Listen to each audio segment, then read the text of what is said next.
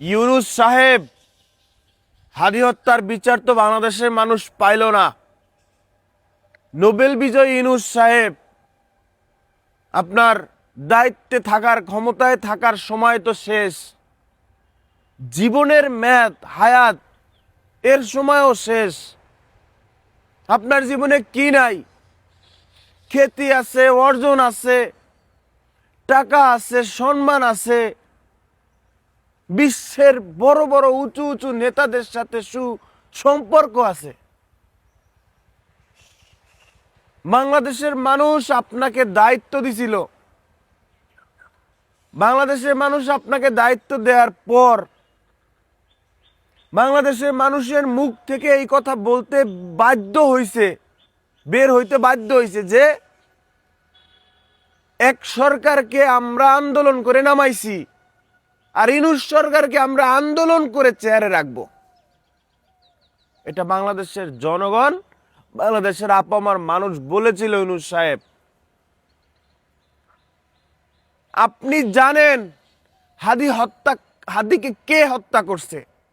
হাদি হত্যার মূল নেপথ্য কোথায়, মূল গোড়া কোথায়, মূল হোদা কোথায়, মূল মাস্টার প্ল্যান কোথায়? ইউ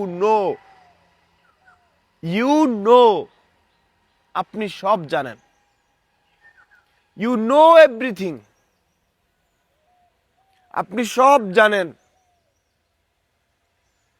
বাংলাদেশে হাদি, বাংলাদেশে বসে গুলি করা হয়েছে। কোন গায়েবী আওয়াজ থেকে হাদিকে গুলি করে কেউ হত্যা করে নাই। আপনি সব জানেন। You know everything. আপনার আর কিসের ভয়? বয়সের কারণে হলেও আপনি কয়েকদিন পর মারা যাবেন। আপনার জীবনের কিসের অর্জন দরকার ভাই? আপনার তো বিএনপিকে দোষ দেওয়ার দরকার নাই, আপনার তো জামাতকে দোষ দেওয়ার দরকার নাই, আপনার তো এনসিপিকে দোষ দেওয়ার দরকার নাই, আপনার তো শিবিরকে দোষ দেওয়ার দরকার নাই, আপনার তো এবি পার্টিকে, আপনার তো চরমনাইকে, গণ অধিকার পরিষদকে, আপনার জাতীয় পার্টিকে, আপনার আওয়ামী লীগকে, কাউকে আপনার কোনো দোষারোপ করার দরকার নাই। যে খুন করছে আপনি তাকে বের করে দেন। সে আওয়ামী লীগের হোক, বিএনপির হোক, জামাত হোক, শিবিরের হোক, এনসিপির হোক, ডাজেন্ট ম্যাটার। বাংলাদেশে খুন হবে না, হত্যা হবে না, চাঁদাবাজি হবে না, নিয়োগ বাণিজ্য হবে না, বাংলাদেশে জোর জুলুম হবে না, অন্যায়ভাবে জেল কাটানো হবে না, মানুষ ন্যায় বিচার পাবে। এটার জন্যই তো হাজার হাজার ছাত্র জনতা জীবন দিছে। তা সেটা দেওয়ার পরও যদি নতুন বাংলাদেশে এসে একজন উদীয়মান রাজনীতিক ব্যক্তি যে আশার আলো দেখাইছিল তরুণ প্রজন্মের কাছে, যে ইনসাফের কথা শোনাইছিল মানুষের কাছে, কেউ করে চাঁদাবাজি আর কেউ কেউ শুধু মানুষের হৃদয়ের কথা বলে, মানুষ এসে তার পকেটে টাকা দিয়ে যায়, সেরকম একটা মানুষ পৃথিবী থেকে চলে গেছে। আপনি ক্ষমতায়, আপনি দায়িত্বে থাকা অবস্থায় ইউনূস সাহেব আপনি বিচার করলেন না।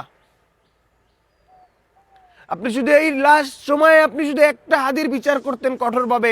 কে কত ক্ষমতার অধিকারী, কে কত টাকার অধিকারী, ওইটা আপনার দেখার টাইম নাই। মূল জিনিসটা আপনি জনগণের কাছে প্রকাশ করেন, জনগণ আপনার মাথায় তুলে রাখতো।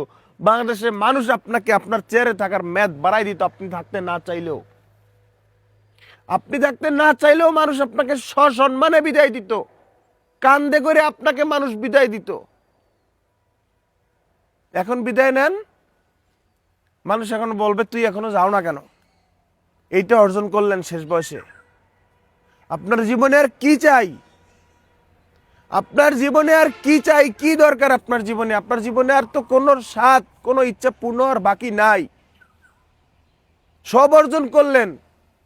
ওই পারে মাটির নিচে গিয়ে হিসাব দিতে হবে ইউনূস সাহেব, যে আপনার হাতে পাওয়ার ছিল, আপনার হাতে ক্ষমতা ছিল, আপনি বলার অধিকার রাখতেন, আপনি জনগণের চাওয়া পাওয়া পূর্ণ করেন নাই, আপনার হাতে সেই অপশন ছিল, আপনি মিথ্যার আশ্রয় নিছেন, আপনি খুনিকে সাপোর্ট করছেন, আপনি খুনিকে সেভ করছেন।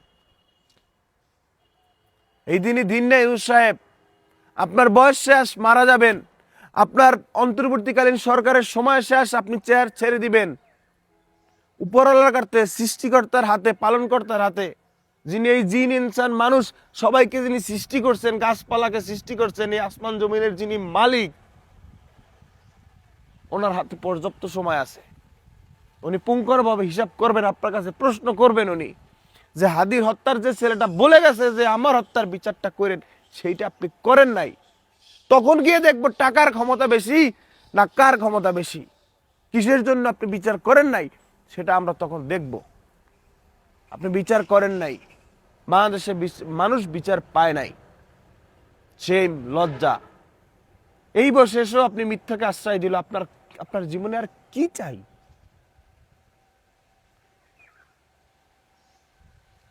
Justice for Hadi.